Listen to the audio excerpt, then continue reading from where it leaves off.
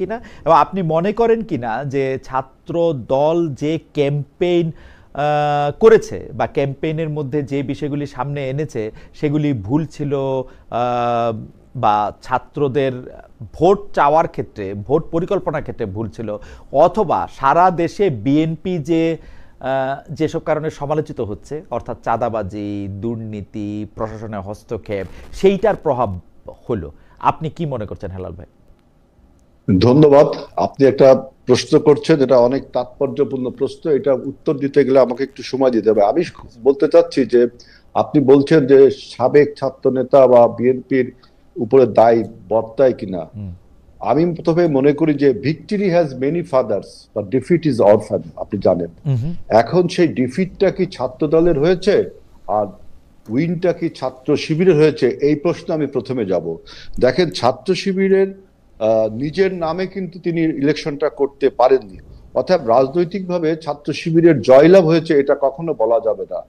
তাকে একটা ঐক্য করতে হয়েছে। সেই ঐক্যটা করেছে আপনার পরাজিত যে মাফিয়ারা ছিল ছাত্রলীগ, সেই ছাত্রলীগ ছাত্র শিবিরের মধ্যে যে ঐক্যটা গত 17 বছর ধরে তারা চালিয়ে যাচ্ছিল। অর্থাৎ আপনার গত 17 বছরে ছাত্র শিবির এবং ছাত্রলীগ ক্যাম্পাসে ছিল, কিন্তু ঢাকা বিশ্ববিদ্যালয়ের ছাত্রদল 1 সেকেন্ডের জন্য গত 17 বছর ক্যাম্পাসে থাকতে পারেনি। এইখানে ছাত্র শিবিরের একটা অ্যাডভান্টেজ পয়েন্ট রয়েছে। এবং দেখা গেছে 5ই আগস্টের পরে যখন পরিবর্তন হলো, তখনও ছাত্রলীগের সব ছেলে পেলে যে ক্যাম্পাস থেকে বেরিয়ে গেছে তা না, অধিকাংশ ছাত্রলীগের ছেলেরা ক্যাম্পাসে আবার ছাত্র শিবিরের সাথে ওই আগের মতো যোগবদ্ধ ভাবে ছিল। যেহেতু ছাত্র শিবির কেমোফ্লেজ করে ছাত্রলীগের মধ্যে ছিল, কিন্তু 5ই আগস্টের পরে তারা তাদের পরিচয়টা বের করলো যে আমরা ছাত্র শিবির। আপনার ছাত্র শিবিরের বিভিন্ন কমিটিতে সেটা দেখেছেন এবং এটা নিয়ে হাইকোর্টে রিটও হয়েছে। অর্থাৎ ছাত্রলীগ এবং ছাত্র শিবিরের যৌথ প্রযোজনায় যে ভর্তি হয়েছে, এবং এই 17 বছরে তারা এখানে কাজ করেছে, ছাত্রদল সেখান থেকে মাত্র 1 বছর কাজ করার সুযোগ পেয়েছে। এবং আরেকটি বিষয় আপনি দেখবেন যে একটা ইমোশনাল ব্ল্যাকমেইল এখানে করা হয়েছে, যেটা পলিটিক্সে ইন লং রান আমাদের ক্ষতির কারণ হবে। যেমন হলে যখন ডাকসু নির্বাচনের স্কেডিউল ঘোষণা করা হলো, বা তখন ছাত্র শিবির আপনার সাধারণ ছাত্রদের নাম ধারণ করে ছাত্রলীগকে নিয়ে তারা একটা ঘোষণা করলো যে হলে হলে ছাত্র রাজনীতি করা যাবে না। আমি বিশ্বাস করি গত 17 বছরে হলগুলোতে যেভাবে আপনার গণরুম গেস্টরুমের নির্যাতন করা। আমি কি একটু ইন্টারাপ্ট করতে পারি? মানে আপনি কি এইটা বলতে চাইতেছেন যে মানে ছাত্র শিবির নিজের নাম দেয়া প্যানেল দেয় নাই এবং ছাত্রলীগের সাথে তারা একটা আতাত করে তারা ছাত্রদলকে হারাইছে, এইটা কি ব্যাপার? আমি বলছি যে গত 17 বছর ছাত্রলীগ এবং ছাত্র শিবির একত্রে ক্যাম্পাসে ছিল। 5ই আগস্টের পরিবর্তনের পরে তাদের একত্রে কি ছিল হেলাল ভাই? ওই ক্যামোফ্লেজ করেছিল। আপনি দেখছেন যখন ছাত্র শিবিরের কমিটি ডিক্লেয়ার করা হচ্ছে তখন বলা হচ্ছে যে অমুকে ছাত্রলীগের কলা ভবনের অমুক ছিল। যেমন ফরাদের বিষয়ে বলা হয়েছে, ফলাদের বিষয়ে বলা হয়েছে সমাজ কল্যাণ ইনস্টিটিউটের সে সেক্রেটারি ছিল ছাত্রলীগের। এটার জন্য রিটও হলো, আপনি এটার জন্য রিটও হলো। সুতরাং আমি বলছি তারা একটা কৌশল অবলম্বন করেছে। মানে আপনি জানেন যে কোন কৌশলই আমি যদি এখন ছাত্রলীগের কমিটিতে থাকছে বলে ফরহাদ সাহেবকে এবং সাদিক কায়েম সাহেবকে বলিও, তাহলে তাতে কি তারা এটা ভোটে কোনো অ্যাডভান্টেজ পাবে? মানে আমি আওয়ামী লীগে লুকায় ছিলাম, এখন আওয়ামী লীগ আমার ভোট দিবে, এগুলি যুক্তির কথা হেলাল ভাই? আপনি যুক্তির কথা এই জন্য যে ছাত্রলীগের ভিতরে ছাত্র শিবির কেমোফ্লেজ করে ছিল। যখন ছাত্র শিবির 5ই আগস্টের পর নিজের পরিচয়টা বের করলো, তখন ছাত্রলীগের আশ্রয়স্থল হয়ে গেল ছাত্র শিবির। অর্থাৎ তাদের মধ্যে একটা নেক্সাস বা একটা অ্যালায়েন্স তৈরি হলো গোপনে সেটা। এবং আমি একটু গোপনে মানে আশ্রয়টা হলো গোপনে, তাই না হেলাল ভাই? গোপনে। কিন্তু আরেকটা কথা আপনি বলতে পারেন, বিএনপি যে প্রকাশ্যে আওয়ামী লীগের আশ্রয় দিয়ে আসলো সেইটার কি হবে? গত 1 বছর ধরে আপনি বলছেন ডাকসু নির্বাচনে বিএনপি প্রকাশ্যে আওয়ামী লীগকে সাপোর্ট দিচ্ছে এরকম একটা দেখান। বরঞ্চ আমাদের জামাত ইসলামের আমির শফিকুর রহমান সাহেব প্রথমেই বলেছে যে আওয়ামী লীগকে ক্ষমা করা যেতে পারে, অতএব আওয়ামী লীগকে ক্ষমা করতে হবে। এবং প্রেস ক্লাবে তাদের দহরম মহরম দেখেছি। এবং বাংলাদেশে এখনো আওয়ামী লীগ পুনর্বাসনে জামাত ইসলামের যে কাজ করছে, যা আমরা যারা প্রান্তিক পর্যায়ে কাজ রাজনীতি করি, শিশির মনিরও প্রান্তিক পর্যায়ে কাজ করে, কিভাবে আপনার আওয়ামী লীগকে বিভিন্ন ভাবে শেল্টার দেওয়া হচ্ছে এটা আমরা দেখেছি। আপনি যদি সময় দেন তাহলে আমি এটা নিয়ে একটা বক্তব্য দিতে পারি। মানে ব্যাপারটা হলো কি যে জামায়াত যেহেতু আওয়ামী লীগের সাথে একটা দহরম মহরম আছে, ছাত্রলীগের সাথে যাতে ছাত্র শিবিরের একটা দহরম মহরম আছে, এই জন্য তারা ডাকসুতে জিতছে, ব্যাপারটা কি এরকম? এবং ডাকসুতে যে ভোটের ব্যবধানটা দেখেন, এই ব্যবধানটা কিন্তু এত হওয়ার কথা না। ওরা এই জন্য জিতছে এটা আমি বুঝলাম, কিন্তু ছাত্রদল হারলো কেন? ছাত্রদল তো একসময় সবার সাথেই। আমি তো বললাম যে আমরা 17 বছর কাজ করতে পারিনি, মাত্র 1 বছর কাজ করেছি। সেখানে আরেকটা বিষয় আপনি যেটা বলতে দেননি, যে হলে হলে ছাত্র রাজনীতি বন্ধ করতে হবে। একটা ইসলামী ছাত্র শিবির সাধারণ ছাত্রদের নাম করে এই ন্যারেটিভটা তুলেছিল। এবং আমি বলছি যে 17 বছরের হলগুলোতে যে গণরুম গেস্টরুমে যে নির্যাতন, সেখানে ছাত্ররা একটা ট্রমাটাইজ ছিল যে আসলে যদি হলে হলে ছাত্র রাজনীতি হয় তাহলে তো মানে আবার সেই অবস্থা ফিরে যাবে। এই যে তাৎক্ষণিক একটা ইমোশনটা ছাত্রদের ইমোশনটা, এটা কাজে লাগিয়েছে। এবং ছাত্র আমার বক্তব্যটা শেষ, আমার বক্তব্যটা শেষ করলে আপনি বুঝবেন। আমি যখন এবং আমরা তখন লঙ্গার ভার্সন চিন্তা করলাম যে হলে হলে ছাত্র রাজনীতি না করলে ছাত্র রাজনীতির ভবিষ্যৎটা কি? আপনি খালি কোথায় করবেন? ক্যাম্পাসে কোথায়? ক্যাম্পাস বলতে তো হল। আপনি ঢাকা বিশ্ববিদ্যালয়ের ছাত্র, মানে হলের ছাত্র রাজনীতি বন্ধ করার যে অযৌক্তিক একটা কথা তারা বলেছিল, এবং ওইখানে একটা 17 বছরের যে ট্রমা ছাত্রদের, ওই আবেগটা ছাত্ররা তখন কাজ করেছে। কিন্তু ছাত্রদল বিপরীতে গেল, লঙ্গার ভার্সন চিন্তা করলো যে না, হলে হলে ছাত্র রাজনীতি করতে হবে, এই জন্য আমরা কমিটিও দিলাম। এইখানে ছাত্র শিবির বা ছাত্রলীগ একটা আপনার একটা তাৎক্ষণিক একটা ইমোশনকে তারা আমরা এটা বিস্তারিত আলাপে আসবো না, কিন্তু মোটামুটি ভাবে ছাত্র দলের ক্যাম্পেইনে কোনো ভুল ছিল না, ছাত্র দলের অন্য কার্যক্রমে বা কোনো ভুল ছিল না, বিএনপির কোনো সমালোচিত বা বিতর্কিত কোনো কার্যক্রমেরও কোনো প্রভাব ছিল না। যা মানে আমি বুঝলাম আর কি আপনার কথায়, যে জাকসুতে এটা হচ্ছে কারণ ইসলামী ছাত্র শিবির আর ছাত্রলীগে এক হয়ে গেছিল, ছাত্র দলকে রাজনীতি করতে দেয় নাই, তারপরে হলে কমিটি করতে দেয় না, এই জন্যই তো। আর বাকি সব ঠিক ছিল। আমি আরেকটা ভুলের কথা বলি, আপনি আমাদের একটু সমালোচনা করি। আজকে দেখেন ছাত্রদল প্রায় 5,000-এর উপর, 5,500 ভোট পেয়েছে, 5,700 মতো আমাদের ভিপি পদ ভোট পেয়েছে। আপনি দেখেন বামপন্থী মেঘমল্লার বসুরা 5,000 ভোট পেয়েছে, ওবামা 3 থেকে 3,500 ভোট পেয়েছে। আমরা যদি এই অ্যালয়টা করতাম, এই অ্যালায়েন্সটা করতাম, তাহলে তো ওদের অ্যালায়েন্স পারতো না। আপনাদেরকে এই আমাদের এই দুর্বলতা আপনি বলতে পারেন। আপনারা অ্যালায়েন্স করতাম মানে কি? আপনাদের সাথে কেউ অ্যালায়েন্স করতে চাইছে কিনা? চাইও তো নাই কেউ, সেটা অন্য বিষয়। এটা আমাদের বিষয়। আমরা অন্য জল দ্বারা আমার এই বক্তব্য শুনছে, আমাদের ওই যে আমরা যদি এই যে শিবির যে ছাত্রলীগের সাথে ঐক্যবদ্ধ হয়েছে, আমরা যদি যারা ইন্ডিপেন্ডেন্ট ইলেকশন, ছাত্রদল ইন্ডিপেন্ডেন্ট ইলেকশন করেছে, আমরা যদি অন্য সংগঠনের সাথে, বামপন্থীর সাথে, স্বতন্ত্রের সাথে ঐক্যবদ্ধ করতাম, তাহলে কিন্তু শিবির আপনার এত ম্যানিপুলেশন করার পরেও, এত ইঞ্জিনিয়ারিং করার পরেও জিততে পারতো না। এই জায়গাটা আমাদের, আচ্ছা ঠিক আছে, এই দুর্বলতা আপনি বলতে পারেন। আমার মনে হয় যে হেলাল ভাই আপনি যা বলেছেন তা নিশ্চয়ই আপনি তবে ডাকসু নির্বাচনে কিন্তু আমরা সাধুবাদ জানিয়েছি, ধন্যবাদ জানিয়েছি, সেটা আপনি জানাইছেন, কিন্তু নেতাদেরকেও ধন্যবাদ। কিন্তু হেলাল ভাই আমার মনে হয় যে আপনি আপনার বক্তব্যটা নিশ্চয়ই ভেবেচিন্তেই বলছেন, বা এটা আপনার দলের অবস্থান থেকে আপনি বলছেন। কিন্তু আমার কাছে মনে হয় যে যুক্তিগুলি আপনি দেখাচ্ছেন সেগুলি হয়তো আপনি আবার একটু রিভাইজ করবেন কিনা, একটু দেখবেন কিনা, কারণ আপনি যতদিন পর্যন্ত, এটা আপনার ব্যাপার, দর্শকরা শুনছে। আমি নেক্সট ইলেকশনে তো আমাদের অবশ্যই আমি একটু অ্যাডভোকেট শিশির মনির কাছে যেতে চাই, অবশ্যই নতুন করে ভাবতে হবে। অ্যাডভোকেট শিশির মনির কাছে আপনি যেতে চাই। খালি আমি একটু বলে রাখি হেলাল ভাই, আপনি ইউনিভার্সিটিতে আমার শুধু বড় ভাই নন, আপনি বিভিন্ন বিষয়ে আপনার সাথে আমার অনেক কথা, আপনার যুক্তি আমার পছন্দ হয় না, এটা আমি খালি বলে রাখলাম আর কি। যাই হোক, আমি একটু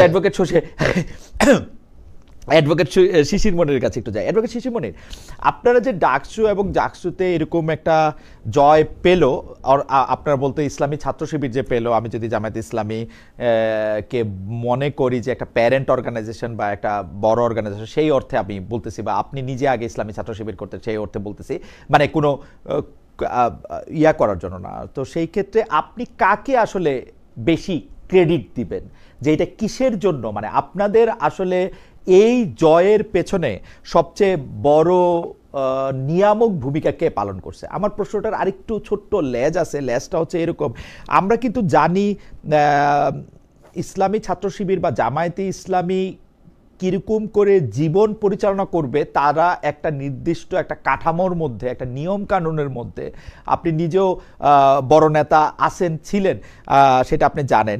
কিন্তু আমরা এবার যখন ক্যাম্পেইন দেখছি, সেই ক্যাম্পেইনের ক্ষেত্রে, বিশেষ করে ঢাকা বিশ্ববিদ্যালয়ের ক্যাম্পেইনের ক্ষেত্রে আমরা দেখছি যে সেসব নিয়ম কানুন, অর্থাৎ নারী পুরুষ আলাদা করে যে ক্যাম্পেইন চালানোর কথা, সেই মিটিং সিটিংগুলি যে আলাদা হওয়ার কথা, কঠোর পর্দা প্রথা মানার কথা, সেগুলি আপনারা শিথিল করছেন। সেটা কি শুধু ঢাকা বিশ্ববিদ্যালয়ের জন্য শিথিল করছেন?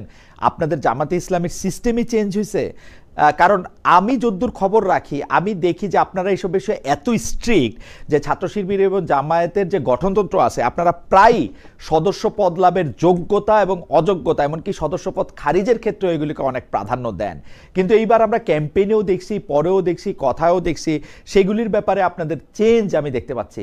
আমার প্রশ্নের দুটি অংশ, একটি হচ্ছে যে আপনি কৃতিত্ব কারে দিবেন, দুই হচ্ছে এই পরিবর্তন যে আমি দেখতে পাচ্ছি, এই পরিবর্তন কি জামায়াতে ইসলামী বা ইসলামী ছাত্র শিবিরেরই পরিবর্তন, নাকি এটা শুধু আপাত পরিবর্তন ডাকসু নির্বাচনকে বা জাকসু নির্বাচনকে সামনে রেখে? অ্যাডভোকেট শিশির মনির।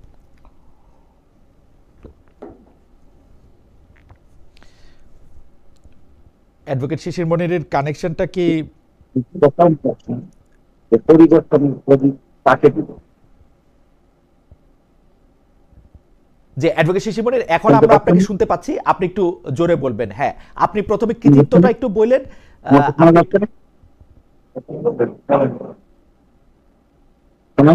হ্যাঁ জি, বলেন।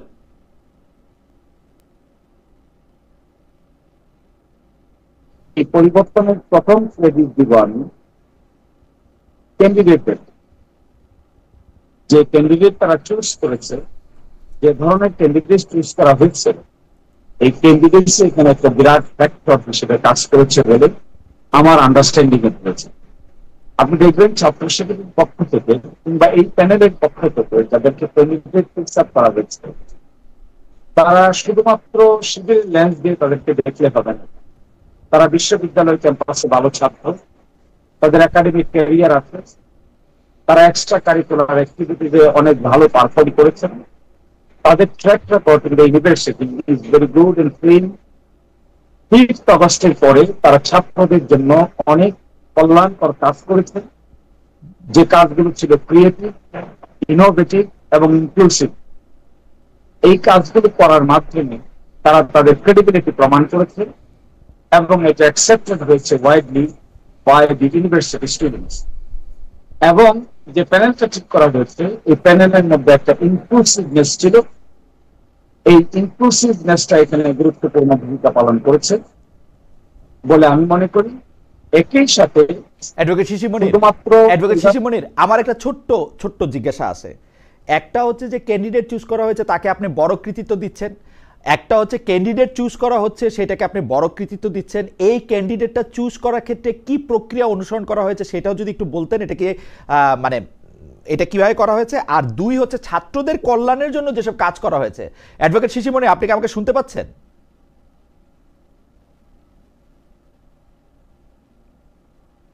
অ্যাডভোকেট শিশির, আপনি কি আমাকে শুনতে পাচ্ছেন? শুনতে পাচ্ছি। আমার দুইটা প্রশ্ন, ক্যান্ডিডেটটা কিভাবে চুজ করা হয়েছে সেটাও যদি একটু বলতেন, প্রক্রিয়াটা কি অনুসরণ করা হয়েছে। দুই, ছাত্রদের কল্যাণের জন্য যে ছাত্রদের কল্যাণের জন্য যে কাজগুলি করা হয়েছে সেইটার ব্যয় তো আছে কিছু। অনেকেই বলছেন যে কোটি কোটি কোটি টাকা জামায়াতে ইসলামী ছাত্র শিবিরকে দিয়েছে। এই ব্যাপারটাও যদি একটু আমাদের বলতেন যে এই টাকা আসলে কত টাকা খরচ হয়েছে, কিভাবে এই টাকাগুলি এসেছে এই ছাত্রদের কাছে। জনাব শিশির মনির। আপনি আমাকে প্রথম দুইটা প্রশ্ন করেছিলেন, আপনি আমাকে প্রথম যেটা প্রশ্ন করেছিলেন তার উত্তর আমি দিতে পারি নাই। না, সেইটার মধ্যে থেকেই উত্তর। আপনি বলেছেন যে আমি বলেছি যে বিজয়ের জন্য আপনি কাকে কৃতিত্ব দিবেন, সেটার মধ্যে আপনি বলছেন যে ক্যান্ডিডেট চুজ করা হয়েছে খুবইটা, আর ছাত্রদের কল্যাণের জন্য কাজ করা হয়েছে। আমি জাস্ট স্পষ্ট করলাম যে ক্যান্ডিডেট চুজ করাটা কিভাবে হয়েছে, আর ছাত্রদের কল্যাণের জন্য যে টাকাগুলি ব্যয় করা হয়েছে সেগুলি কোত্থেকে এসছে বা কত টাকা ব্যয় করা হয়েছে।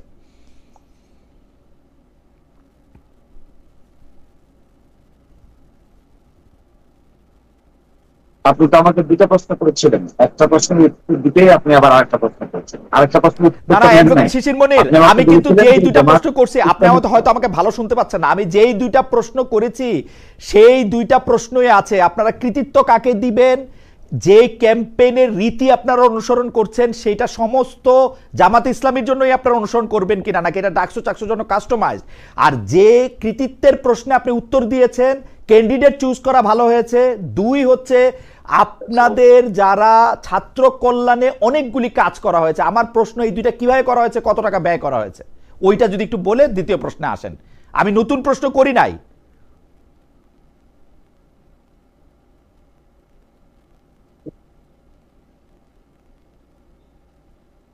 মাঝখানে যদি আপনি আমাকে আটকাই দেন তাহলে উত্তর দিতে পারবো না, তাহলে আপনার কথাই আমাকে শুনতে হবে। আচ্ছা দেন, উত্তর দেন,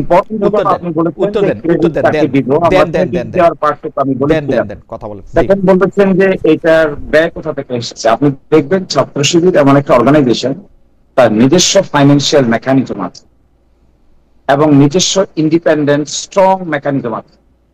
এই মেকানিজমটা আপনি ভিতর থেকে না দেখলে বুঝতে পারবেন না। This is a very beautiful mechanism.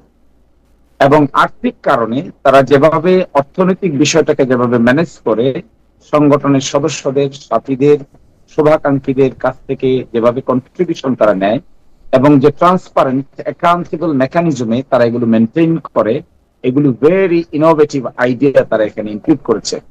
এটাও তার একটা ক্যাপাসিটি যে ছাত্র শিবির তার ফাইন্যান্সিয়াল পার্টটুকুকে এত স্মুথলি ডিল করে, যে স্মুথলি ডিল করার কারণে তাদের মধ্যে ফাইন্যান্সিয়াল বিষয়টা খুবই ট্রান্সপারেন্ট অ্যাকাউন্টেবল ওয়েতে যেহেতু ম্যানেজ হয়, এটাকে নিয়ে কোনো প্রশ্ন থাকে না, কোনো ধরনের কোনো উদ্বিগ্নতা থাকে না, কোনো ধরনের কোনো এলিগেশন থাকে না। ফলে ছাত্র শিবিরের ফাইন্যান্স আপনি যদি অডিট করতে চান, আপনি অডিট রিপোর্ট দেখতে পাবেন। ওই অডিট রিপোর্ট দেখলে আপনি বুঝতে পারবেন কিভাবে আয় হলো আর কোথায় ব্যয় হলো। এবং I hope you will be satisfied to go through their audit report, yearly audit, 6 monthly audit এবং 3 মাসের অডিট। আমার ধারণা, আমি যখন এই সংগঠনে ছিলাম, এত ট্রান্সপারেন্ট মেকানিজমে ফাইন্যান্সিয়াল সিস্টেম বিল্ড আপ করা হয় এবং কন্টিনিউ করা হয়, এটার প্যারালাল আরেকটা এক্সাম্পল সম্ভবত আমাদের দেশে আপাতত কেউ এস্টাবলিশ করতে পারে নাই। This is what is an internal beauty. আর সেকেন্ড বলছেন যে জামায়াত ইসলামীর পলিসিতেই পরিবর্তন হয়েছে না অনলি শিবির। যে ইনক্লুসিভনেস এর কথা আমরা বলে আসছি, যে আমার ভাই একটু আগে যে কথাগুলো বলেছেন, এটা ডিনায়াল মোড। আমি মনে করি ডিনায়াল মোড কোনো আন্ডারস্ট্যান্ডিং এর জন্য ভালো মোড না। একটা প্যানেল বিজয়ী হয়েছে, এখন তারা দেখছেন এখানে কার সাথে আঘাত করা হয়েছে, কি ধরনের ক্যান্ডিডেট ঠিক করেছেন তা কি প্রশ্ন করেছেন? যে ধরনের ক্যান্ডিডেট তারা দিয়েছেন তাদের প্রি ক্রেডেন্সিয়ালস আছে একাডেমিক, তা কি টেস্ট করেছেন? যাদেরকে তারা ফিক্স করেছেন তারা কি ধরনের এজেন্ডা ফিক্স আপ করেছেন, এই প্রশ্ন করেছেন? তারা কি এই প্রশ্ন করেছেন যে 5ই আগস্টের পরে ছাত্রদের জন্য ছাত্র বান্ধব কি কি কাজ তারা করেছেন, এটাকে অ্যানালাইসিস করেছেন? এই অ্যানালাইসিস না করে যদি আপনি ষড়যন্ত্র তত্ত্ব দাঁড় করাতে পারবেন, কিন্তু ডিনায়াল মোডে কোনোদিন সত্যের দেখা খুঁজে পাবেন না। ফলে আমি মনে করি এই যে একটা পরিবর্তন এসেছে, ইনক্লুসিভনেস, ভালো ক্যান্ডিডেট ফিক্স করা এবং এজেন্ডা ফিক্স আপ করা, এজেন্ডাগুলো ছাত্রদের কল্যাণে হওয়া, এই পরিবর্তনগুলিকে শুধু ছাত্র শিবিরে নয়, এগুলো আপনি আগামীতে জামায়াত ইসলামীর এজেন্ডাতেও পরিবর্তন দেখতে পাবেন, ইনক্লুসিভনেসে পরিবর্তন দেখতে পাবেন, মাইনরিটি এবং রিলিজিয়াস গ্রুপের সঙ্গে বিহেভিয়ার এবং আচরণে পরিবর্তন দেখতে পাবেন। এবং অবশ্যই আমরা আগামী নির্বাচনে ক্রিয়েটিভ ইনোভেটিভ আইডিয়া ইন্ট্রোডিউস করব, যা নাকি বাংলাদেশের মানুষের সামনে একটা ধর্ম, বর্ণ, শ্রেণী নির্বিশেষে নতুন রাজনৈতিক চিন্তা ভাবনার বহিঃপ্রকাশ করে। এগুলোই আমরা আগামীতে শুধুমাত্র শিবিরে নয়, জামাত ইসলামী তার ন্যাশনাল নির্বাচনে এই এজেন্ডা গুলো প্রকাশ করবে। আমাদের প্রত্যাশা যে হয়তো বাংলাদেশের সামনে বিকল্প রাজনৈতিক চিন্তা ভাবনা হিসেবে, ইনক্লুসিভ পলিটিক্স হিসেবে নতুন ডাইমেনশন অ্যাড করবো আমরা, যা ছাত্র শিবির এটা প্রাথমিক ম্যানিফেস্টেশন মাত্র। আর জামায়াত ইসলামী জাতীয় নির্বাচনে তা অত্যন্ত জোরসোরে পরিকল্পনা চলছে, আলোচনা চলছে, প্রিপারেশন চলছে। আপনারা দ্রুতই তার ম্যানিফেস্টেশন দেখতে পাবেন। অ্যাডভোকেট শিশির মনির, আপনি অনুমতি দিলে আপনাকে আমি আবার জিনিসটা বলি। আপনি কি শুনতে পাচ্ছেন? আপনি কানে ওইটা দিলে কি শুনতে পাবেন? অ্যাডভোকেট শিশির মনির, আমি কিন্তু শিবিরের ফিনান্সিয়াল জায়গা নিয়ে আমি প্রশ্ন আমি আমি আমি এই পর্যায়ে আমি আপনাকে প্রশ্ন করি নাই। আমি শুধু বলছি যখন ছাত্রদের কল্যাণের জন্য যেগুলি ব্যয় করা হয়েছে সে ব্যয়ের মধ্যে থেকে জামায়াতে ইসলামী বাড়তি কোনো টাকা শিবিরকে এই সময় দিয়েছে কিনা। কেউ কেউ বলে থাকেন যে কোটি কোটি টাকা ব্যয় করা হয়েছে। আমার প্রশ্ন হচ্ছে যে দেয়া হয়েছে কিনা জামায়াতে ইসলামী থেকে ইসলামী ছাত্র সংগঠনের জন্য, মানে এই প্যানেলটার জন্য।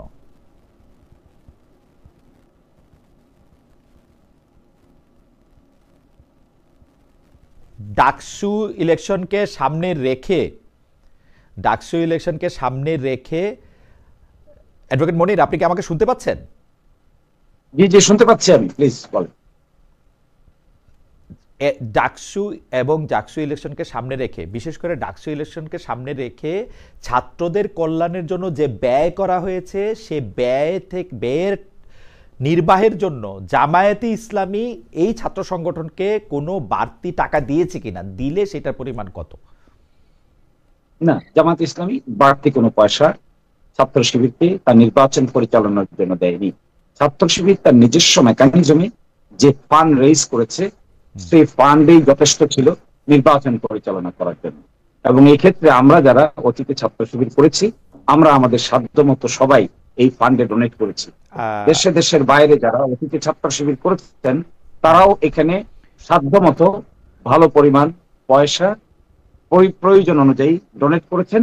সেটা তারা খরচ করেছে, হিসাব রেখেছে, বাউচার রেখেছে, একটা ব্যালেন্স শিট তৈরি করেছে, সেটা রিপোর্ট তারা আমাদের কাছে দিয়েছে, আমরা সন্তুষ্ট হয়েছি। So this is what is the mechanism. Okay, এটা কি আপনারা প্রকাশ করবেন যে মোট কত টাকা ব্যয় করা হয়েছে এই এক বছরে ছাত্র কল্যাণের জন্য বা ছাত্রদের কল্যাণের জন্য? এবং এরকম কোন সিচুয়েশন এখনো আসেনি। যদি স্পেসিফিক্যালি মনে করেন আপনি এটা জানতে চান বা আপনার জানার প্রয়োজন আছে বা কোনো ব্যক্তি বিশেষ যদি জানতে চায়, তাহলে অবশ্যই তাকে আমরা আনুষ্ঠানিকভাবে উত্তর দিতে রাজি আছি।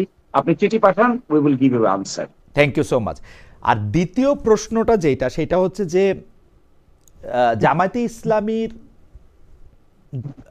মিটিং এবং সিটিংয়ের ক্ষেত্রে কঠোর পর্দা প্রথা মানা একটি বিধান রয়েছে। নারী এবং পুরুষ পাশাপাশি বসে কোনো একটা মিটিং করা, সিটিং করা, সেটাতে যাওয়া, সেখানে ক্ষেত্রে মানে তাদের একটা স্ট্যান্ডার্ড রয়েছে, সেটা জামাত ইসলামীরও রয়েছে, ইসলামী ছাত্র শিবিরেরও রয়েছে। কিন্তু এই গঠনতন্ত্র অনুসারে দলীয় সদস্যপদ লাভের যোগ্যতা হিসাবেও বলা আছে যিনি সদস্য হবেন তিনি ফরজ ওয়াজিব সমূহ মেনে চলবেন। এই পর্দার বিধান না জানার কারণে আমরা জেনেছি যে শিবিরের বহু সদস্যদের সদস্যপদ বাতিল হয়েছে, অনেকে নেতা হতে পারেন নাই, এতই কঠোর এটা। এইবার আমরা জনাব সাদিককে, জনাব ফরহাদকে যেভাবে ইলেকশনটাকে ক্যাম্পেইন করতে দেখেছি, সেই ক্ষেত্রে মনে হয়েছে এই নিয়ম কানুন অনেক শিথিল করা হয়েছে। আপনি যেটাকে ইনক্লুসিভনেস বলছেন, সেই ইনক্লুসিভনেসে জামায়াতে ইসলামীও কি এই নিয়মটা শিথিল করেছে, নাকি সেটা শুধু ডাকসু এবং জাকসুর জন্য?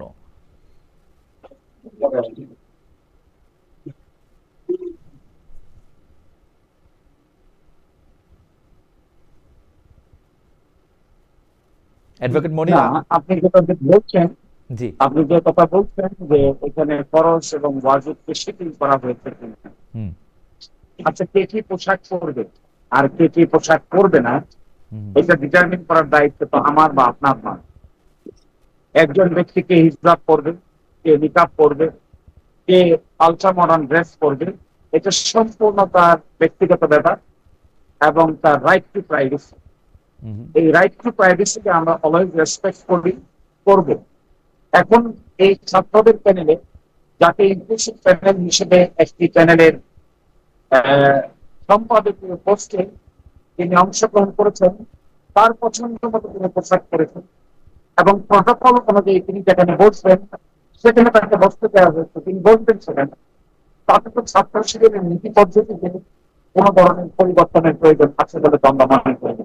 পার্লামেন্টের মেম্বার ছিলেন আমরা, পার্লামেন্টের মেম্বার থাকা অবস্থায়, মিনিস্টার থাকা অবস্থায় আমাদের মন্ত্রীরা মিনিস্টাররা পার্লামেন্ট পরিচালনা করেছেন, সেখানে মন্ত্রী হিসেবে দায়িত্ব পালন করেছেন।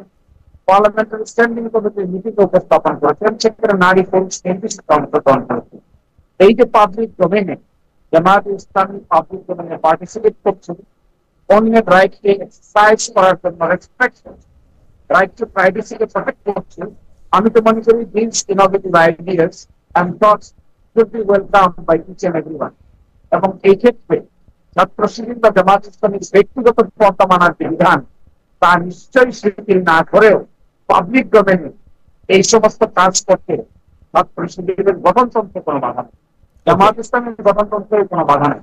এবং আপনি দেখতে পাবেন আগামীতে জাতীয় সংসদ নির্বাচনে আমরা ধর্ম, বর্ণ এবং লিঙ্গ নির্বিশেষে আমরা এখানে সংসদ সদস্য পদপ্রার্থী দেওয়ার চেষ্টা করব, যেন বাংলাদেশের বৃহত্তর জনগোষ্ঠীর আস্থা অর্জন করতে পারে। আপনার প্রশ্নটি সুনির্দিষ্ট আনসার হলো, ওয়াজিব এবং ফরজ আমরা সুপ্রিম করতে পারিনি, এটি তো বিধান, ইসলামের বিধান। কিন্তু কোন ব্যক্তি right to life and liberty কিংবা প্রাইভেসি আমরা ভঙ্গ করতে পারিনি। কারো চয়েসে আমরা অ্যাটাক করতে পারি, কারো চয়েসকে আমরা বাধ্য করতে পারি। এটা কমপ্লিটলি ওই ব্যক্তি বিশেষের চয়েস, তিনি কোন পোশাক পরবেন, কিভাবে আচরণ করবেন। এই ক্ষেত্রে বৃহত্তর অ্যালায়েন্স গঠনের ক্ষেত্রে জামাত বা শিবিরের সদস্যের কোন বাধা কিনা এই মর্মে আমার কাছে মনে হয় মোটেও কোনো বাধা নয়, বরঞ্চ তারা যে কাজ করেছে ওটা বাংলাদেশে একটা এক্সাম্পল হিসেবে থেকে যাবে। আমার মনে হয় যে আপনার ভয়েস একটু অস্পষ্ট, তারপরেও আমি কারণ হচ্ছে যে আমাদের সাথে আমাদের দর্শকরা প্রশ্ন করছেন যে অ্যাডভোকেট শিশির মনির আসলে অনেক দূর থেকে শাল্লা থেকে আমাদের সাথে যুক্ত হচ্ছেন এবং তিনি নিজে নিজে আমাদের সাথে যুক্ত হয়েছেন, আমাদের প্রডিউসার ওখানে যেতে পারেন নাই, সেই জন্য সাউন্ডের একটু অসুবিধা, তবে সেই সাউন্ডটা একটু ঠিক করে নেবেন। আমি যে যতটুকু জনাব শিশির মনিরকে বুঝলাম সেটার মধ্যে তিনি বলতে চাইলেন যে এটা কে কি কোন পোশাক পরবে, কিভাবে ক্যাম্পেইন করবে, এটা তার নিজস্ব প্রাইভেসির জায়গা, এখানে জামাত শিবিরের আলাদা করে কোনো কিছু বলার নাই, পরিবর্তনের কোনো জায়গা নেই, এটা ইনক্লুসিভনেস।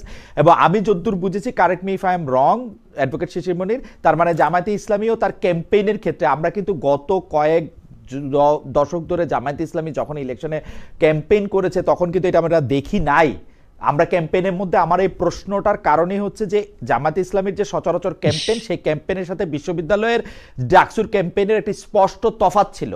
আপনি যেটা বলছেন সেই রকমভাবেই আসলে ডাকসুর ক্যাম্পেইন পরিচালিত হয়েছে, ডাকসুর ক্যাম্পেইন পরিচালিত হয়েছে। জামায়াতে ইসলামীকে আমরা এরকম আগে দেখি নাই, তার মানে জামায়াতে ইসলামীও এটা এরকম একটা ক্যাম্পেইনকে এখন স্বাগত জানাচ্ছে, যেখানে আসলে নারী পুরুষকে কে কি পোশাক পরবে, কিরকম করে ক্যাম্পেইন করবে, আলাদা মিটিং করবে কিনা, আলাদা সিটিং করবে কিনা, সেরকম কোনো বাধ্যবাধকতা এখন আর তেলে নাই, তাই তো?